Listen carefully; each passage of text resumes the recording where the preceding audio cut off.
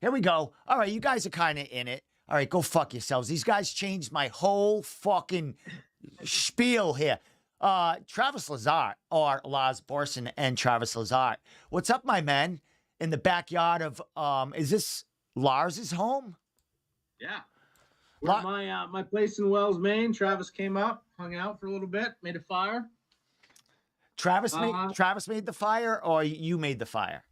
Community effort. Was it a community effort? Did you have the wood already? For wood.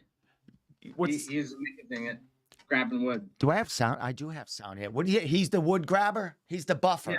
He's the buffer. Yeah. All right, let me make sure I have sound here, guys. So it's been a while.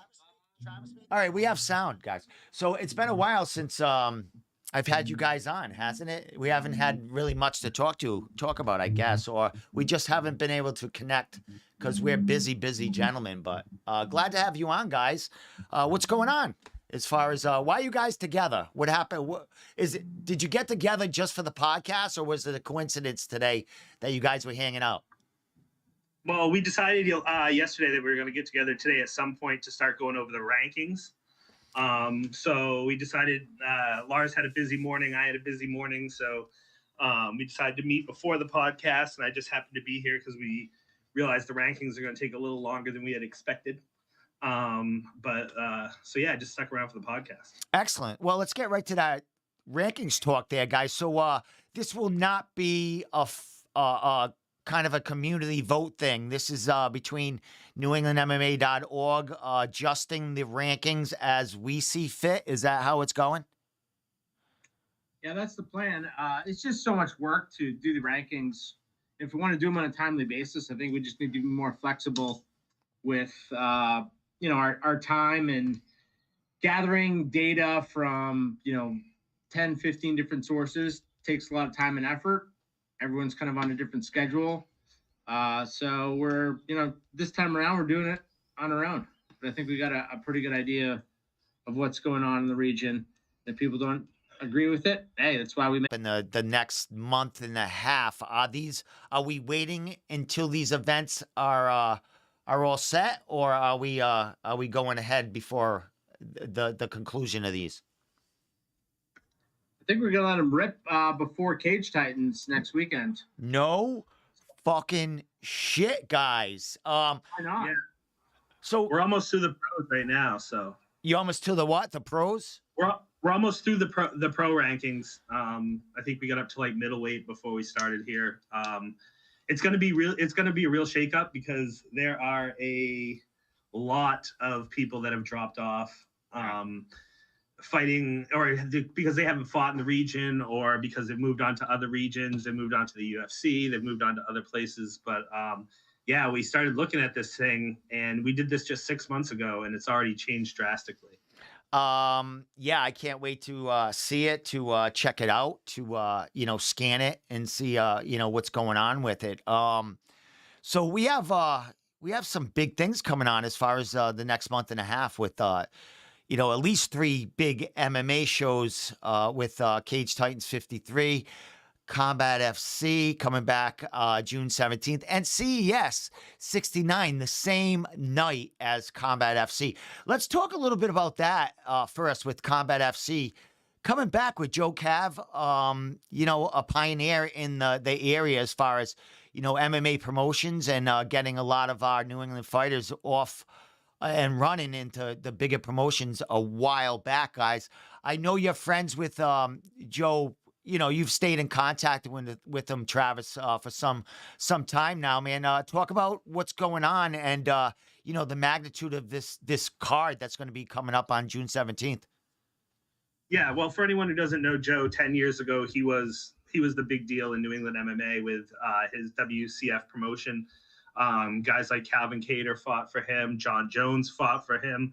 John Jones actually fought Parker Porter for him. So he's got some guys that have gone through and been in the UFC. He's got some good friends over at UFC headquarters. He's pretty close with Mr. Dana White himself. But he's got a big he's got a big push, a big following here in the region with a lot of the OG fans. But he's putting together a card, and they just announced yesterday that they have a Fight Pass deal in place multi-fight deal with Fight Pass. So for all those guys looking to make that jump to the next level in New England, and want to fight in front of the boss's eyes, this could be the promotion to do it with. Makes two promotions in New England now, with CES and Combat FC that are premiered on Fight Pass. So I just feel like this is just making the whole scene bigger here in New England. And I could be happier for it. Joe's been talking about this for a while. Lars, question to you. We have two big events on the same night under Fight Pass. How does that happen? We have events going on a lot in New England that happen on the same night, but never something that is both being aired on Fight Pass. Is this going to be some kind of a tug of war between these two promotions? I mean, the same night and Fight Pass. What do you think is going to be going on here as far as, advertisement, trying to push one product against the other for people to tune in and, buy tickets to go to the show? You know what I mean? Yeah, there's it's kind of strange because, Fight Pass, typically they'll have maybe two or three events on in a night, usually not in the same region. And they try to stagger them in terms of when the main cards go off, whether it's 8 p.m. Eastern, 9 p.m., whatever. Still don't have clarity on what time each of these are going to go off. So, they both supposedly are on June 17th, which is a Saturday night. But then, 5 hours ago, CES MMA updated their cover photo on Facebook, and it has, Ashika Jim and Mike Rodriguez on there, and it says June 16th. But all the other fight banners that they've been putting out say June 17th.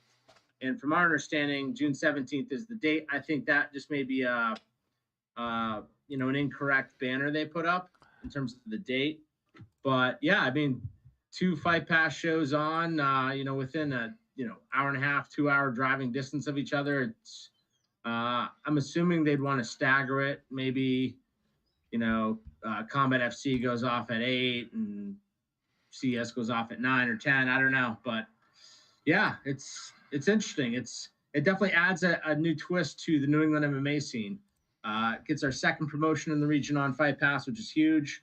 It throws another promotion into the mix in an already heavily laden region for mixed martial arts, which is great. We're probably the most active region in the country, and we should be, grateful for that. And we have successful promotions that are putting stuff on. But it, adds a new twist to things, which is great. I think it's good for everybody involved: fans, fighters, media. It's good for the sport. Definitely.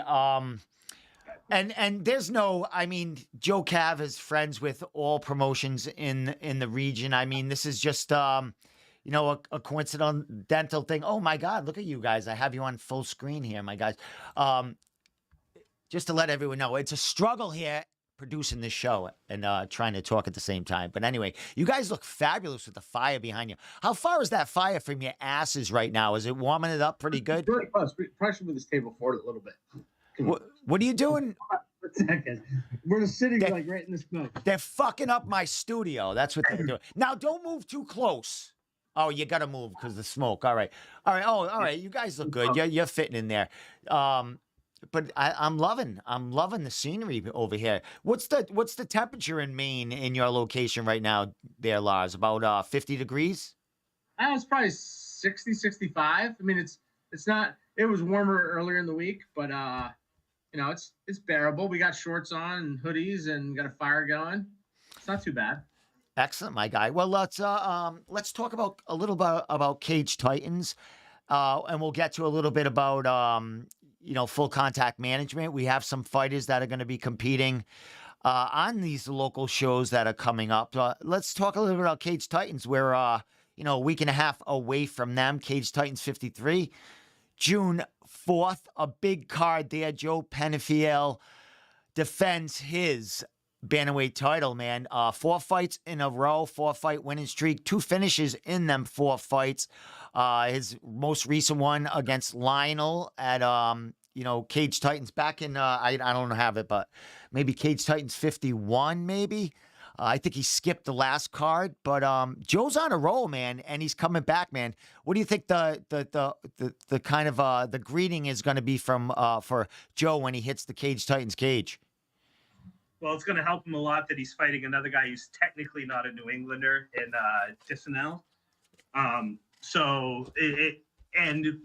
they said they say it all the time. Joe's basically been adopted into New England at this point. I think he's got more fans here than he thinks he has, or than he knows he has. He's just been one of those fighters that have a strong view either way. You either love him or you hate him. You're not in the middle of the road on the party.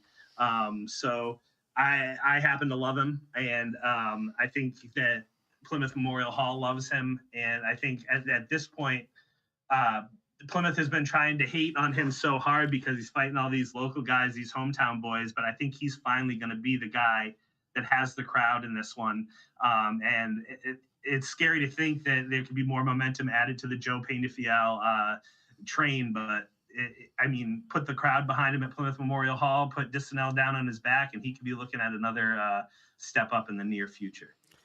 As far as Dissanel, I know that kid pretty well. I've seen him fight, I think 3 times. I've seen him fight at Reality, make his pro debut. I seen him win a title at as an amateur at I think Premier FC. I did see him there. And as far as the kid, his kid's been fighting out of his area for some time. So coming to Cage Titans is going to be nothing strange to the kid. He's always fighting out of his backyard, and he thrives, as far as what I know, as far as coming in and, kind of spoiling the party. No pun intended in that. But the kid's a grinder. I think he has a wrestling background. He comes from Renzo Gracie in New York. Kid's fighting out of Albany, New York. Finished Kimball in a Bellator fight. And then I think after that, that's when kind of COVID set in. And then he had a 2-fight winning streak fighting, I think, CFFC. And then he knocked out Will Smith at CES. Will Smith, coincidentally enough, is fighting on that same card. So the kid has hands. He's coming off a loss at Bellator against a real tough opponent. What are you thinking about this kid, Lars, from the outside looking in? He looks like a stud. He looks like he's real. I've seen him fight a few times, and in hearing his approach to this fight, I watched the Table Titans with him and the party on it, and it was entertaining. He seems like a talented fighter. He's only 6'5", but he's fought some really tough guys and had some impressive performances. And he actually can hold his own when it comes to the mic versus Joe Peñafiel as well. So it was good to kind of see his personality come out. I don't think that, I think this is going to be a grinding, tough fight. I don't think anybody comes out with a victory uninjured in a quick manner in this one. So I'm excited to see it.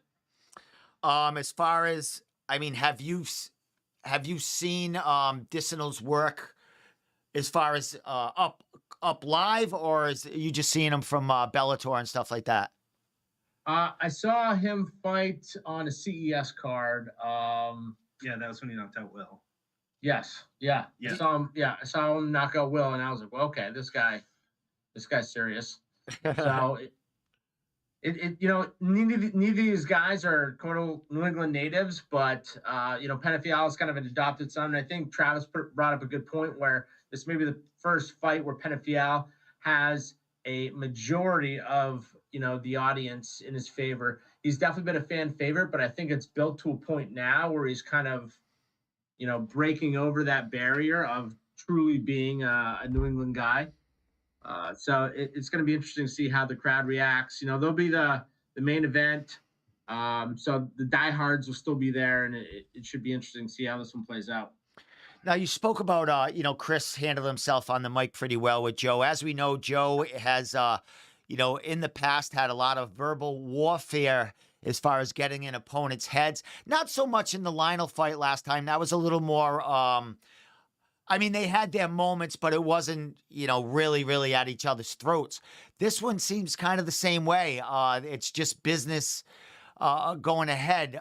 Do you think, Joe is becoming more comfortable that he doesn't have to kind of, puff his chest out and, spit that kind of, that dialogue out to get into fighters' head? Do you think he's confident enough? Not that he wasn't before, but confident enough, 4 fights in a row, holding that title, that he doesn't need to get into a fighter's head anymore. Yeah, I think so. Think so for sure. I mean, even if you look back on his last loss was to Damon Blackshear at CES, another tough dude.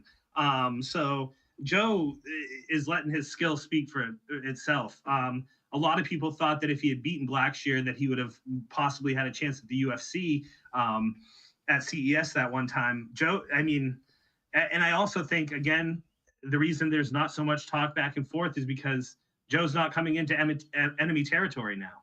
He's coming into his home and defending his home. You would probably expect maybe Chris to have something to say, but when the party's in the building, Plymouth Memorial Hall belongs to the party. We can't go through all these fights, but as you said, that is the main event of the night. We have Don Shanis back fighting for that featherweight title.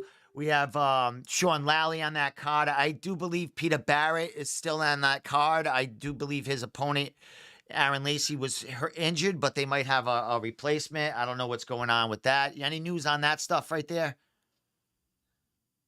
No.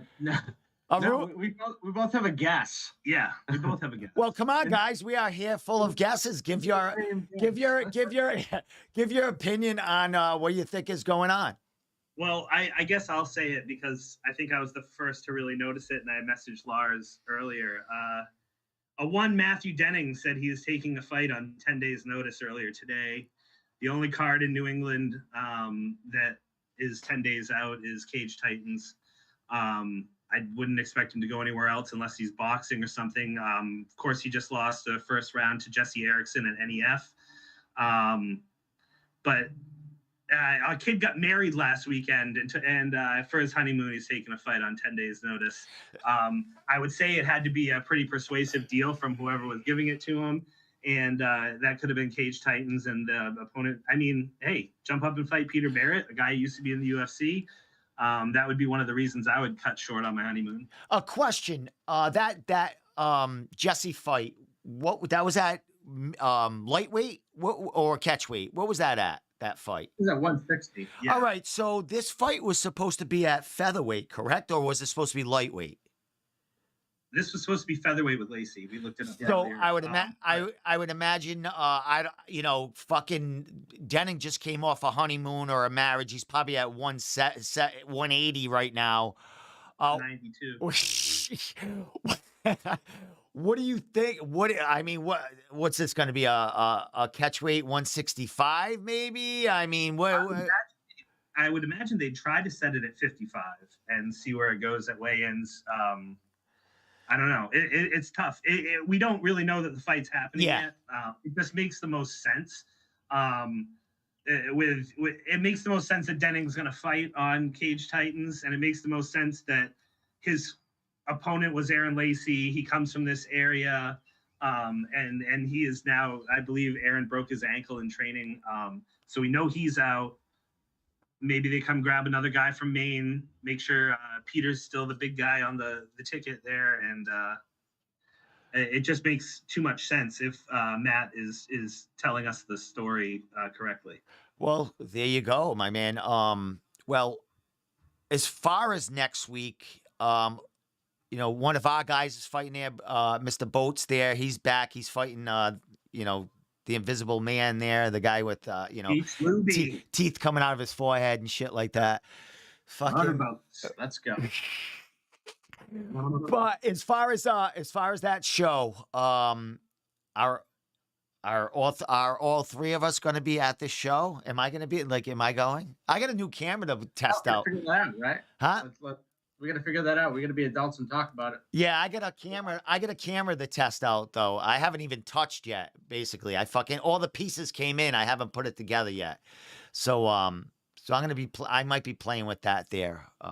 But I did get blown off by one of the fighters there that I was supposed to interview with today. But we're not gonna talk about that. Fuck. Wasted 2 hours of my time. Fuck. That's why, all right, we'll talk about something else. All right, guys. We got a couple things we want to talk about. Oh, go ahead. I didn't even look at your notes. So, yeah, go ahead. That's why I forgot. Oh, all right. All right. Whatever you want to talk about, throw it out there. If it's something I can look up, I'll look it up or whatever. So yeah, we'll run through these quickly. We just jotted down like 6 things that I think is relevant to New England MMA right now.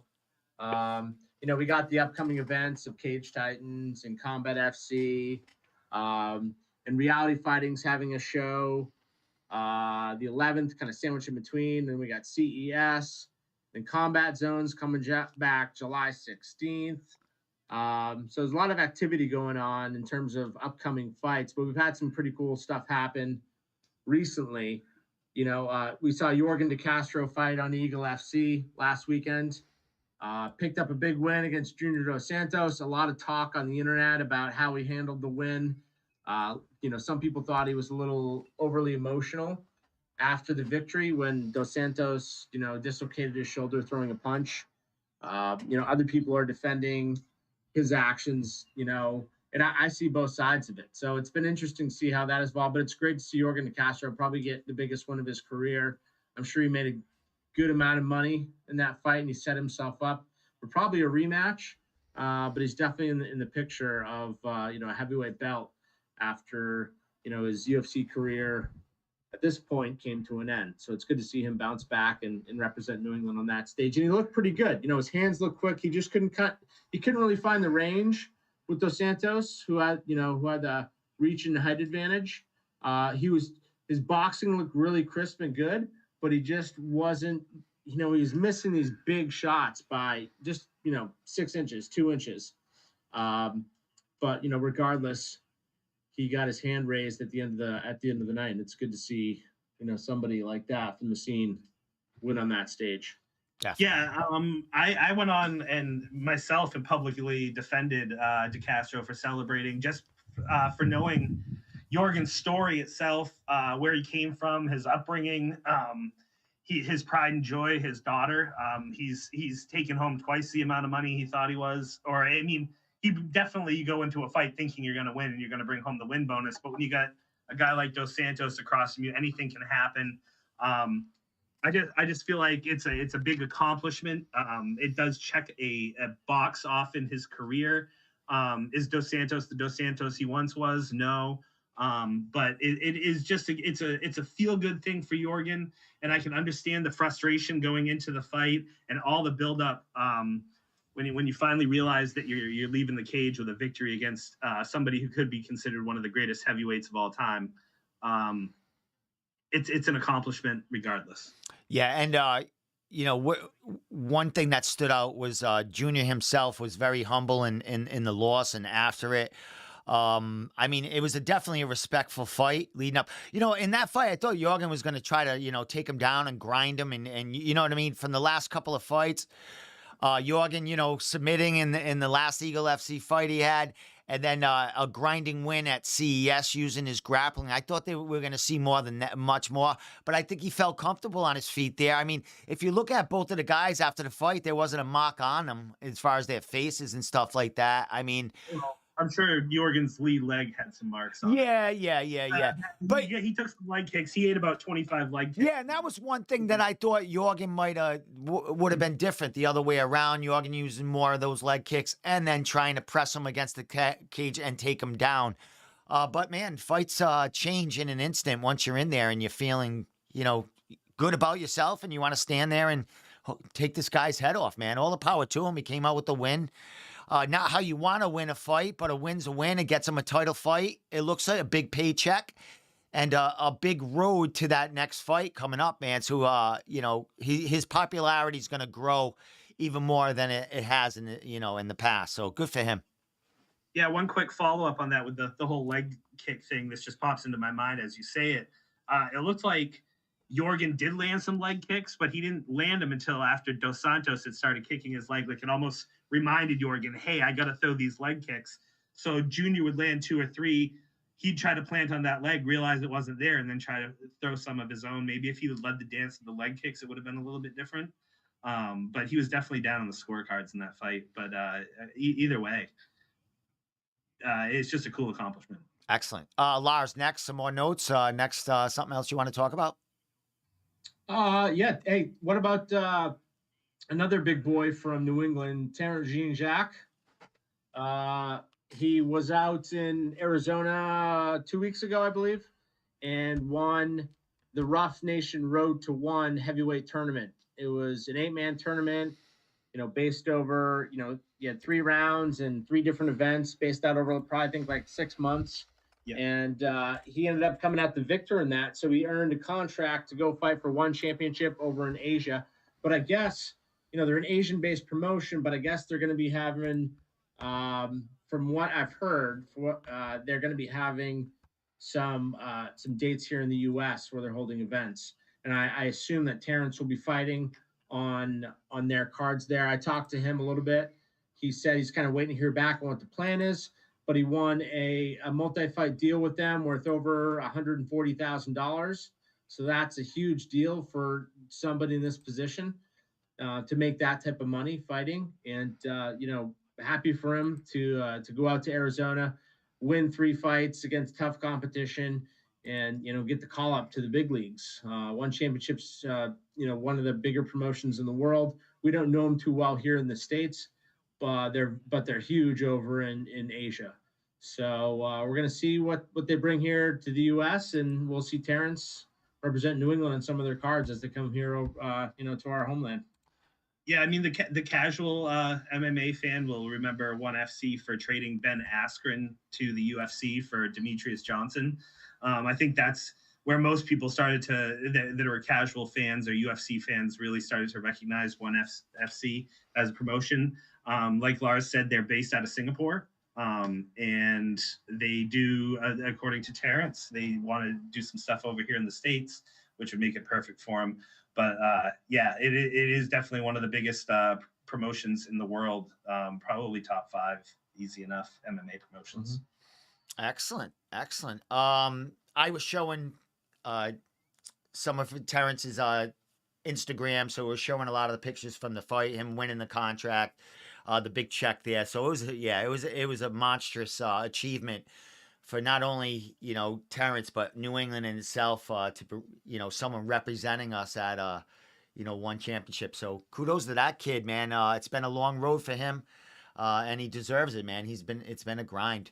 Next, Lars, something else? We got 2 more. 2 more. So Billy Goff and Connor Matthews are going to be making their appearances on Dana White's Contender Series. 2 of the more highly touted prospects here in the region. I've gotten the call to perform in front of the big boss to see if they can earn themselves a contract to the UFC. The dates have been announced. I think Billy's is in August. I think they're both in the same. Yeah, they're both the same night. 2nd, I think. It's August, like the first week of August. That's all. Yeah.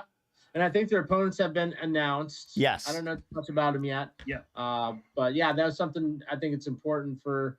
Billy Goff was our number 1 ranked welterweight in the region. We're going through our rankings right now, and we're going to keep him in the rankings until he fights for the UFC. So he'll be the number 1 welterweight and middleweight when our rankings come out in a week and a half. And it's funny. I talk to Billy quite often off to the side, and he was concerned about that. Not concerned, but he was like 2 weeks after the fights. I think we mentioned that we were going to be doing rankings again, and he messaged me right away. He goes, "Doesn't that means I get the number 1 at 185 and 170, doesn't it?" So he's thinking about that, and that was his goal to have be number 1, get them belts and move ahead. And the UFC has noticed, giving him that Contender Series shot, man. So and he's deserved it. Billy is a hell of a kid, a hell of a fighter, and a very, very great representation of a New England fighter, man. So good for him. Connor Matthews along for the ride there as well. Him and Billy kind of together. I saw them kind of, hanging out a little bit at the Apex Center, getting some footage shot in them two guys. So my God, I don't know. Do we know who manages Billy? Do we know? It's not No. it's not the cartel, correct? No, All right. Not that I know. not that we know of. All right. So I mean, whoever's handling that kid, man, has a gold mine, fucking ahead of him, and It was 23, Yeah, he's young. 23 years yeah. old. And it's funny, Billy, he came down to this podcast room with Dexter when he was 18 years old. When he could first start fighting as an amateur, basically 18 years old.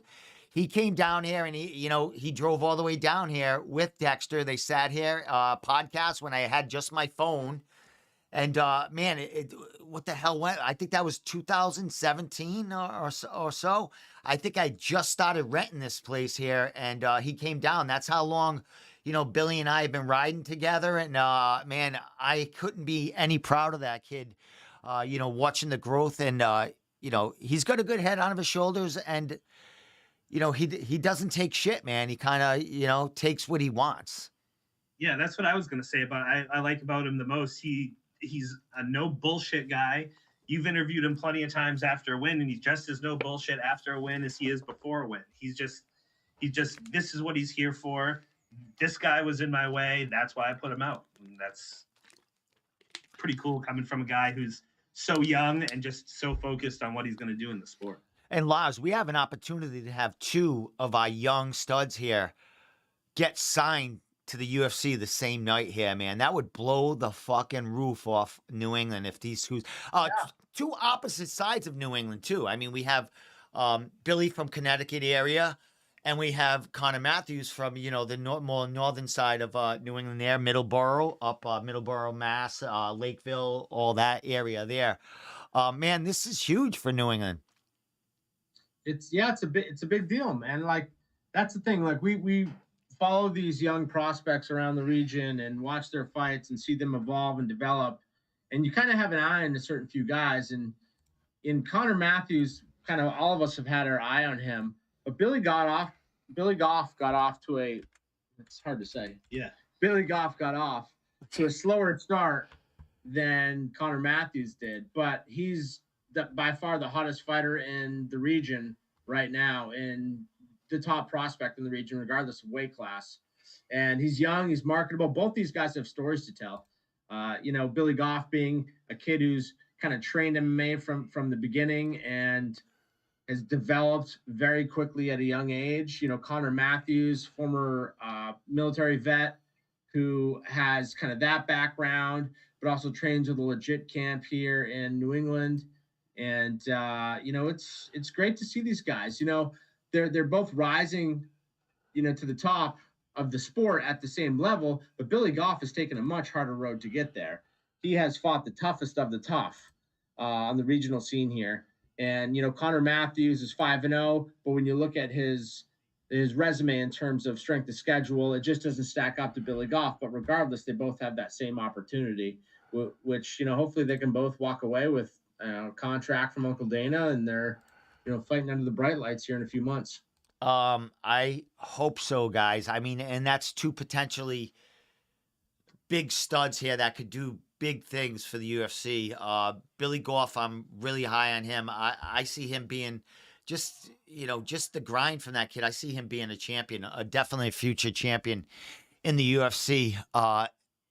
23 years old, fights at 2 weight classes and wins 2 belts doing it. Actually 3 belts if you count the Cage Titans title there, man. So and he's just growing. I mean, who knows who can't, the kid might pack on more muscle. I mean, he's in the UFC.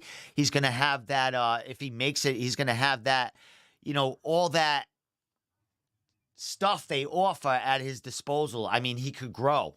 He could be a full-time 185er down the line. You don't know. So he has options, that kid. Yeah, absolutely. I mean, when you beat when you finish Marty Navis, Gary Boletto, and then Justin Sumter in succession, you got a lot going for you. Yeah. Lars, last thing there, and then I want to mention something before we get going. But last notes there. You got something else to talk about? Yeah, we just want to talk a little bit about Shane Manley. Um, recently, Shane is a guy that has fought here in the region. He beat Jeff Perez at Cage Titans in a big upset. He's fought for NEF. Um, he's fought for CES, I believe. Fought at NEF one. Yeah, NEF one. He's been around for a while. We also manage him under full contact management, so we're very close to him from that perspective. And, Shane was scheduled to fight Don Shanis at Cage Titans, and Shane came down with a back injury, had to pull out, and Shane worked security and was working security at a hospital during the day, and then at a bar in Syracuse, New York, at night. And he was trying to break up a fight outside of the establishment he was working at, and it kind of funneled into the entryway, and one of the guys pulled out a gun and shot, and I don't think Shane was the intended target, but he took a bullet in the stomach and was rushed to the hospital, had surgery that night, another surgery, but he was just released from the hospital last Sunday. He's doing good. He's on the mend. But Shane did some heroic things that night and showed his true colors as a human being. And we just wanted to mention that when somebody in the MMA community that happens to, we want to give them recognition and props. There's also a GoFundMe out there for Shane and his recovery. So if you want to donate to that, go check it out. We can put it down in the description. And, Shane Manley, a true hero. And it's ironic. I wrote a quick post on our website when this first happened, and Shane Manley's nickname is Shane Super Manley. Like he's a superhero, right? And he was a superhero on that night at work, stepping in front of a bullet to try to, stop a gunman from going into the establishment he's working security at. So props to Shane Manley. Also, shout out to Colin Robinson, another one of our fighters from Full Contact Management.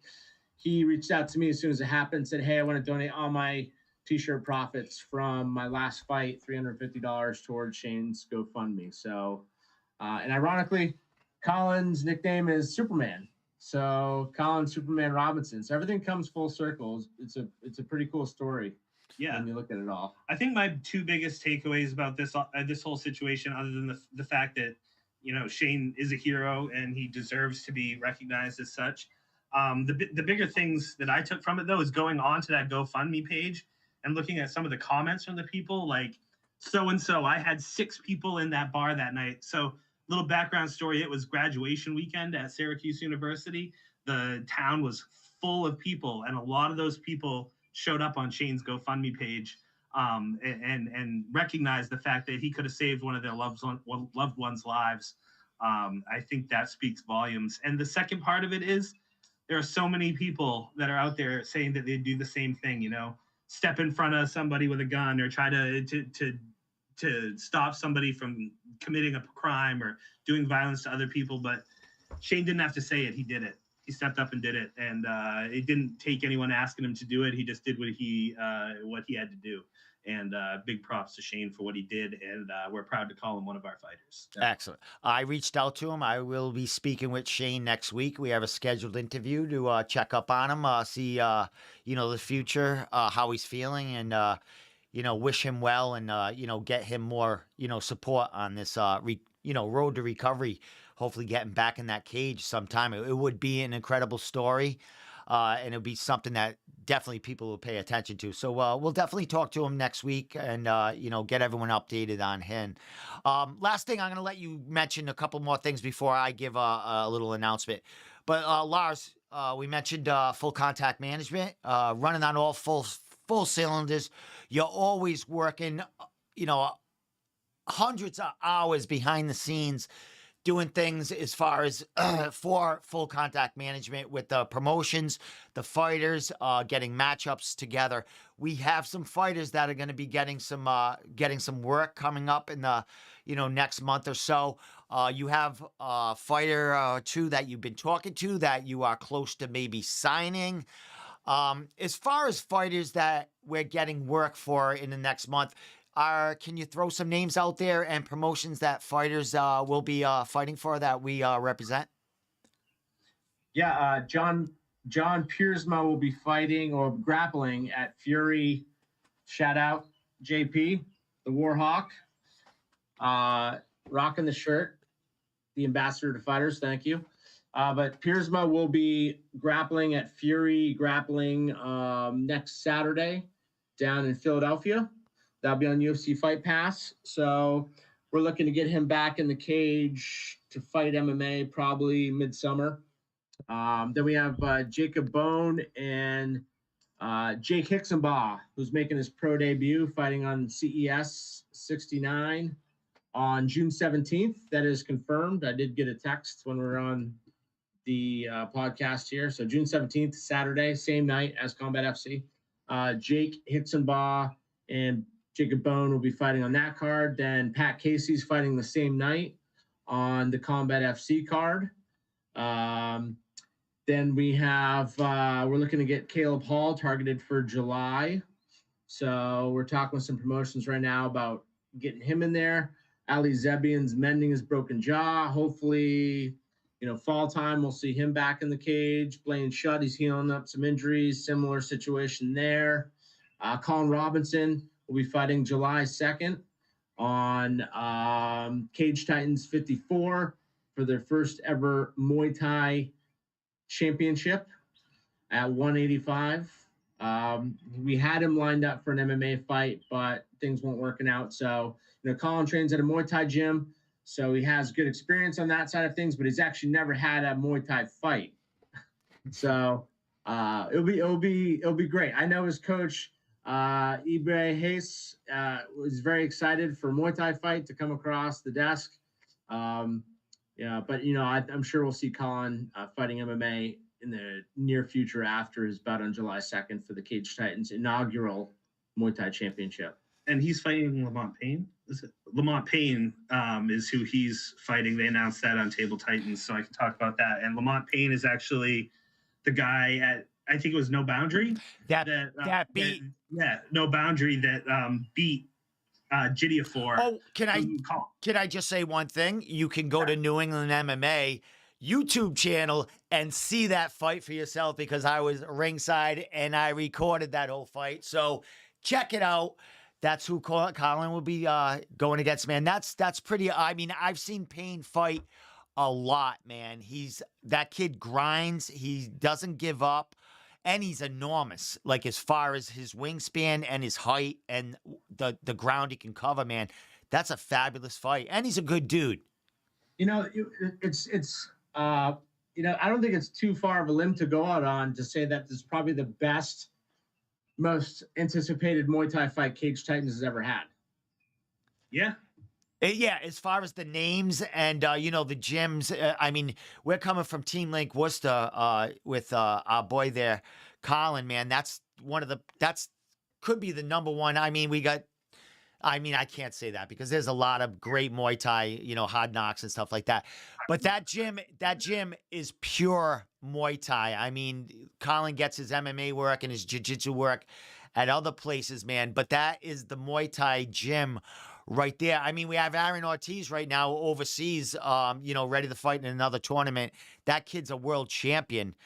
So they're producing him everywhere, man. And as far as Payne, he comes from a gritty gym, KO Gym in New Bedford. I know them very well. That is a boxing, mostly boxing, but they have the Muay Thai side in there. So that guy is getting a grind every day in there. So like you said, Lars, this could be the biggest Muay Thai fight that Cage Titans ever had. I mean, we've had Sean Schubert in there, but he hasn't fought the name or the name that these two guys represent here in up and coming amateurs.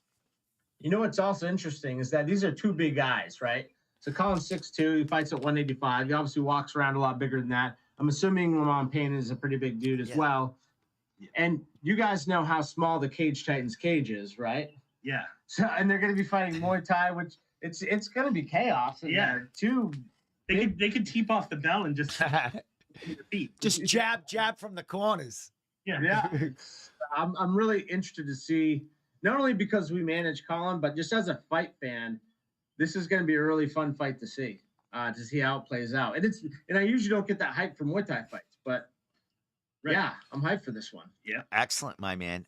Anything else you want to throw out there before I just say my last thing and get going? Oh, I want to say one thing. We were just saying that you just mentioned that Schubert hasn't had quite the quality of opponents but I think that Schubert just had a fight announced. Yeah, Schubert's fighting. I don't know his opponent. Do you know his opponent? Isn't it supposed to be Matt Probin? Oh yes. Oh, At Oh. Donnybrook. Yeah, that's right. I Yep. thought he was fighting Lion Fight in July. In July. They just Schubert. Well, Donnybrook is until September, so yes. Oh, Yeah. so all right. So he's gonna fight. All right, excellent. I thought I saw that on Rex's stories, Donnybrook, and I'm like, wait a minute, Sean's fighting at House of Blues in July. What's going? But Yeah, I noticed it too, and I mean, it's kind of cool crossroads because Probin's really well known with his English kickboxing. yeah, He took to MMA for a little while, but he's been back in the kickboxing realm recently. He fought at Donnybrook with small gloves. And yeah, it's kind of cool to see him and Schubert matched up. Probably something we'd never see in the MMA realm, but this striking affair, we could get to enjoy it. excellent. Anything else, guys? Well, man. all right. A couple things. fire. All right, last thing. Couple of things I want to just cover.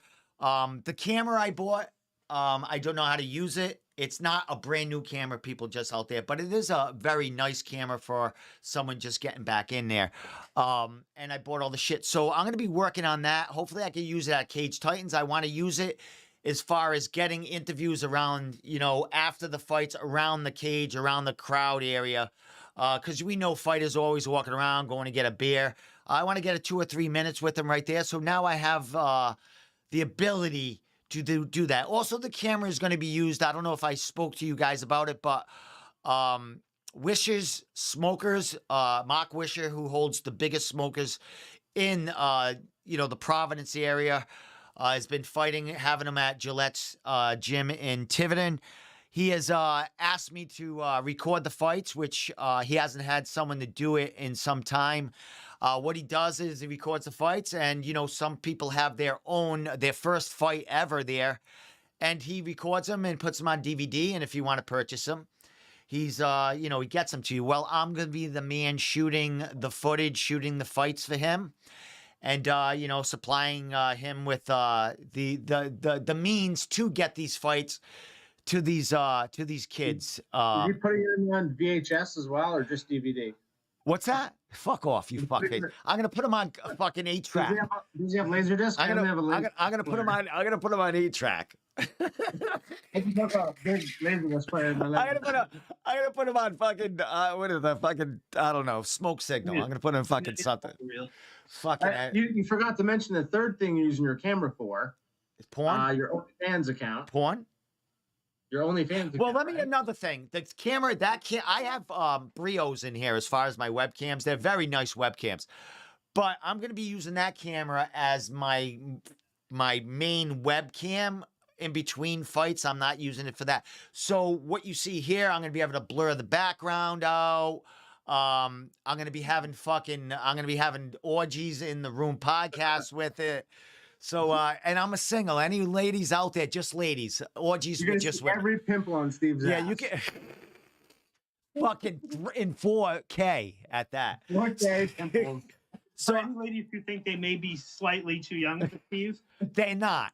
So, so I'm very excited about the camera. I've had been using my phone that has been used and looks incredible once I throw it in the software to produce it. Then I, bought the camcorder. That was good. But now I think this camera is going to bring us to a whole nother level. Just taking little clips here and there, being able to do things with that, so I'm very excited with that. And last but not least, I know you guys know I put the ad out there looking for a co-host to have every Wednesday. I was looking for a co-host that could come into the studio, commit every Wednesday, come in here, just talk about not just only MMA, current topics, And for that to happen, I kind of need somebody that's not, kind of a family man, might have kids, has a job, fights, stuff like that. I think I found it, or smokes weed. I think I found that all in one guy, man. So next Wednesday, we're going to do a trial run. I'm going to have my new potential co-host in here with me. And we're going to do a trial run podcast. I don't know if we're going to have a guest or call in. We might phone a guest in, might phone you in. Who knows? It could be just a random act of kindness, having a caller call in just randomly, as just to, throw it out there at him to test his skill. Speaking to him, he has done some podcasts in the past, radio station podcasts, I think. He's fluent on the mic. Sounds like a really cool dude. He trains in jiu-jitsu the last couple of years, so he's not a fighter per se, but he is around some guys. So I'm very excited to have someone, and his name is Tommy. I will not give his last name. It's not the Tommy you guys think. But I hope not. Tommy is coming in the studio next Wednesday, so I'm hoping I have a co-host here. I think he grows pot also, so we're going to be doing pot kind of tests and stuff like that, marijuana, things. We're going to make the show on Wednesday nights kind of You're gonna use your new camera together. If you need help, No. doing the pot.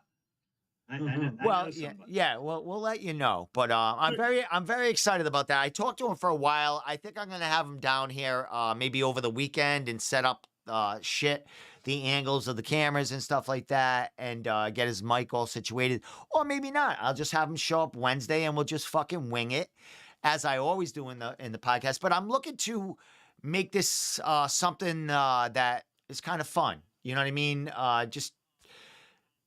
I really want someone that can talk about anything without being worried about talking about anything. You know what I mean?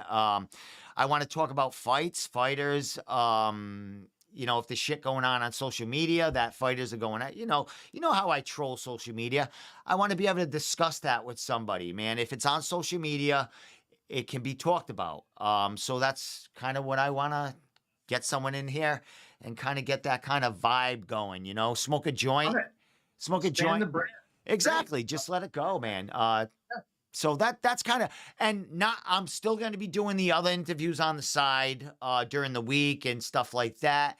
But I want to get that podcast, that live Wednesday night podcast, kind of a laid back feel. We could have a fighter or two come in here with us and just shoot the shit around the round table here, man. I'm looking to really evolve it in that way. You know what I mean?